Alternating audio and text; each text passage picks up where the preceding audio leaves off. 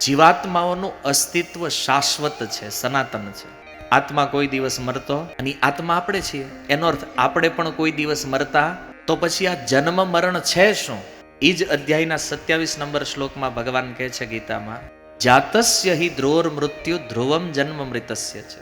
હે અર્જુન, જે જન્મ લે એનો મૃત્યુ નિશ્ચિત છે, અને જે મરે છે ને એનો પાછો જન્મ પણ. ઈ કોણ છે? ભગવાને તો ઉખાણું કહીને મૂકી દીધું. અર્જુનને કીધું નહીં કોણ જન્મ લે, એને કીધું જે જન્મ લે છે ઈ મરશે. હવે વિચારવાનું આપણે છે, જન્મ કોણ લે છે? શરીર જન્મ લે છે કે આત્મા જન્મ લે? આની ઉપર વિચાર જ નથી કર્યો ક્યારેય. આ ગીતા ખોલી હોય ક્યારેક વિચાર થાય ને. શરીર જન્મ લે છે, અને એટલા માટે મરે જ કોણ? શરીર મરે છે. અને આનું પ્રમાણ શું છે? કોઈનું મૃત્યુ થાય, એનું શરીર અહીંયા પડ્યું. માનો કોઈ દાદા ગુજરી ગયા હોય, પછી બધા ઘરે આવે અને પૂછે કે ભાઈ કોણ વહી ગયું? કે દાદા વયા ગયા. તો આ હુતુજી કોણ છે? દાદા વયા ગયા. તો હુતુજી કોણ? કે એમ દાદા નહીં, એની અંદર જે ઓરિજિનલ દાદા હતા ને એ વયા ગયા.